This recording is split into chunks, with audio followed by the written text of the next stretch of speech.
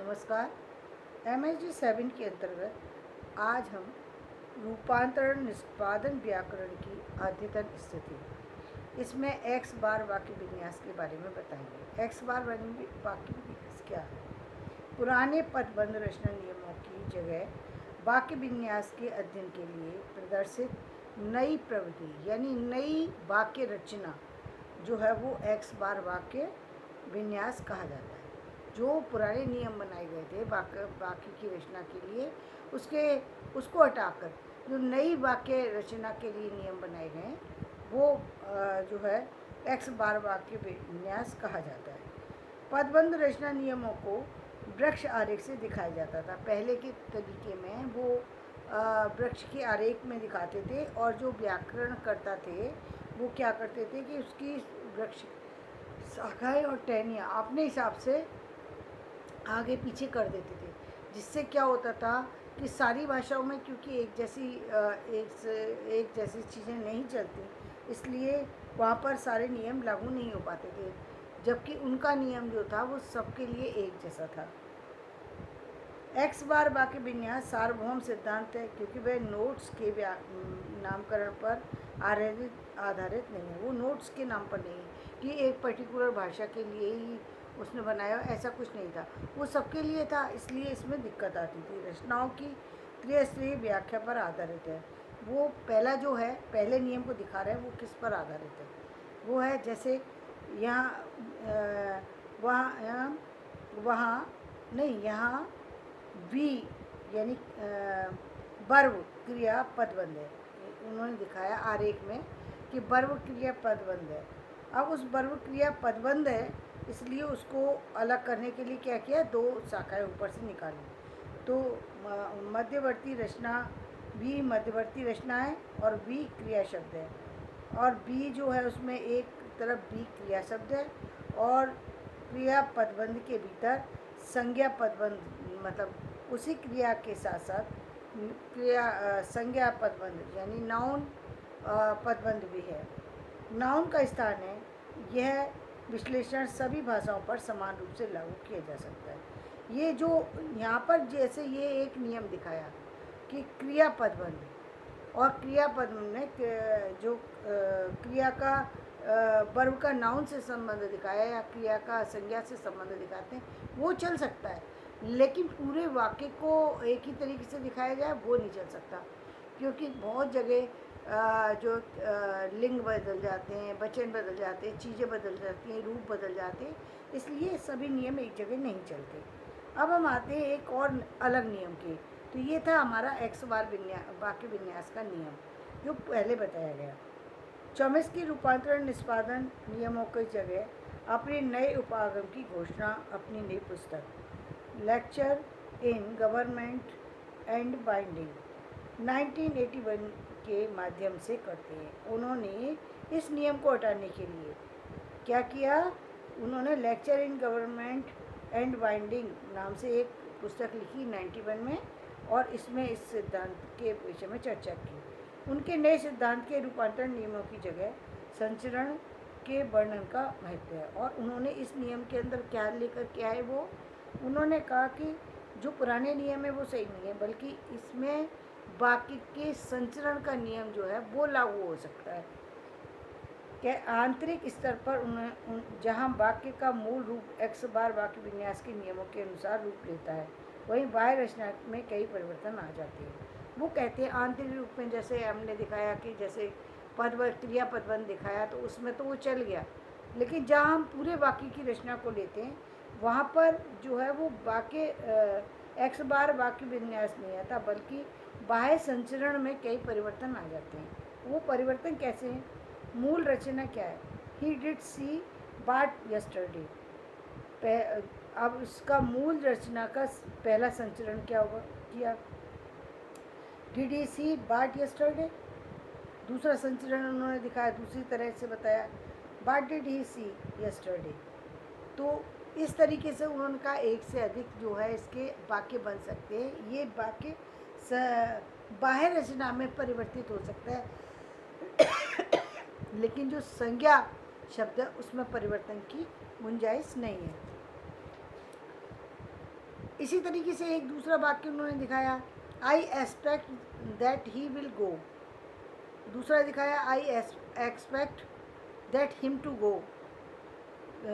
तीसरा दिखाया, he is expected that to go. तो ये इस तरीके से उन्होंने वाक्य के संचरण को दिखाया, वाक्य के मूवमेंट को दिखाने की कोशिश की। अब हम आते हैं एक चौथा नियम।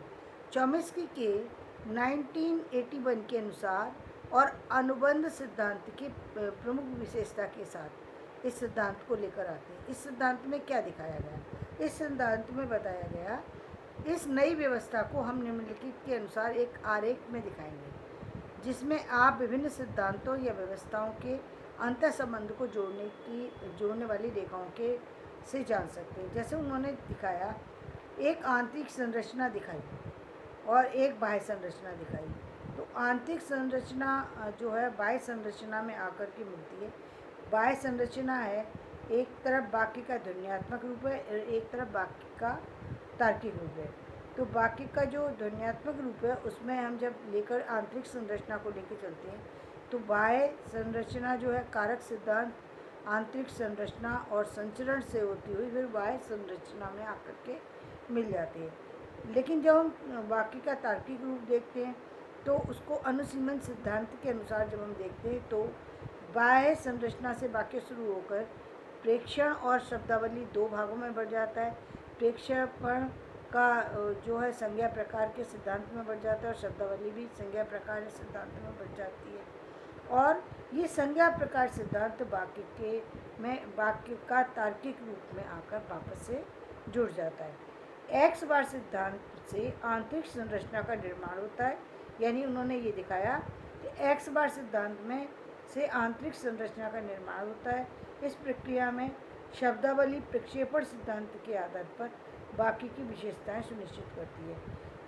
और इसमें क्या करती है, शब्दावली जो है प्रक्षेपण के आधार पर विशेषताएं सुनिश्चित करती है। जैसे हमने कहा था कि वह खेलता है, तो वह खेलता है तो लिखा है, लेकिन क्या खेलता है, किससे खेलता है, कहाँ खेलता है, कौन सा खेल पसंद करता है, ये सब बातें हम समझ सकते हैं कब, उसकी एक्टिविटी देख के, उस बच्चे के बारे में जानकर हम सहज से अनुमान लगा सकते हैं कि वो बच्चा क्या खेलता है, या देख कर के अनुमान लगा सकते हैं कि ये किस खेल की विषय में बात कर रहा है, की जा रही है।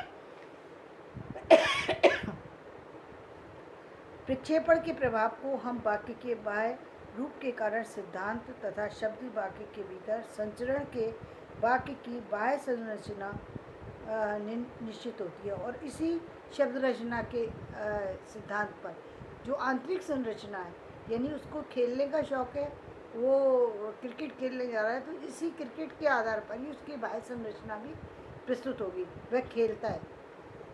ये खेलने की जो क्रिया है वो उसकी आंतरिक क्रिकेट की स्थिति के खेल की पसंद को प्रदर्शित करती है। अनुसीमन सिद्धांत का सिद्धांत यह सूचना देता है कि कौन सा शब्द कहाँ तक जा सकता है। बाह्य संरचना के दो तत्व हैं, ध्वनि तत्व शब्दों के रूप में व्याख्या करता है, तार्किक रूप वाक्य की अर्थागत संपत्ति का निर्माण करता है। देखिए, ध्वनिगत रूप तो हमने समझ लिया, तर्क द्वारा हम समझ लेते हैं।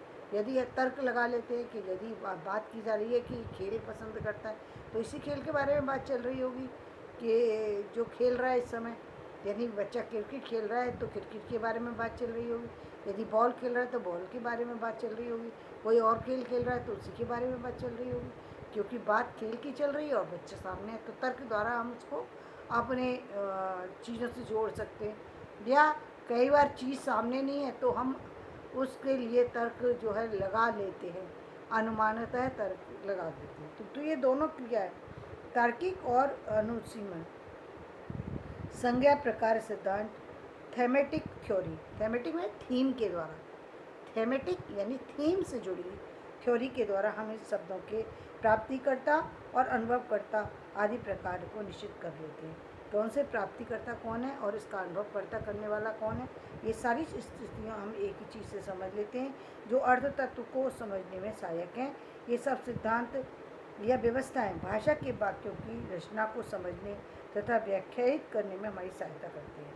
इस आरेख के अतिरिक्त 2 शब्द हैं जिनसे इस उपागम का नाम सर्जित हुआ है, और इसके अलावा भी 2 शब्द हैं जो वो इस उपागम का नाम सर्जित किया। इस प्रक्रिया का, इस तरीके का, इस पैटर्न का जो नाम रखा गया उसको क्या कहते हैं? अनुशासन, गवर्नमेंट। ये बताता है कौन से घटक किन किन घटकों की रचना में नियंत्रित हैं, और इसके इन सारी चीज प्रक्रियाओं के द्वारा जो हम गवर्नमेंट के रूल को हम जब लगा करके देखते तो वह अनुशासन व्यवस्था को बताता है कि किस तरीके से हम एक शब्द के अनुशासन में रह करके दूसरी चीज़ों की, दूसरी स्थितियों को जान लेते हैं। जैसे हम लिंग वचन क्रिया या विशेषण के रूप को प्रभावित करता है। जैसे कोई शब्द तो कैसे हम समझेंगे? जैसे वह को, वह प्लस को है, तो हम यदि वह को है तो हम अपने आप ही उसको समझ लेते हैं। लड़का को है तो लड़के को हो जाता है। अनुबंध, इसको कहते हैं अनुबंध, बाइंडिंग, वाक्य स्तर से ऊपर शब्दों के अंतः संबंध को परिभाषित करता है। सर्वनाम और उसका पूर्ववर्ती संदर्भ वाक्य को समझने के लिए आवश्यक है। तो यानी एक शब्द जो था, अनुबंध शब्द जो था, वह और को, ये तो उसके वाक्य के स्तर को प्रदर्शित करता था, और अंतर संबंध जो था वो उसको परिभाषित करता है, उसको शब्द उसको परिभाषित करता है। और इसी तरह ही सर्वनाम और उसका पूर्ववर्ती संदर्भ वाक्य को समझने के लिए आवश्यक है। उदाहरण के लिए, राम अपने को दोष दे रहा है, राम उसको दोष दे रहा है। इसको हम इस तरीके से समझते थे। आज मैं अपना जो विषय है यहीं पर समाप्त करती हूँ। मेरा ये टॉपिक पसंद आया हो तो इसे लाइक करें, शेयर करें, सब्सक्राइब करें। धन्यवाद।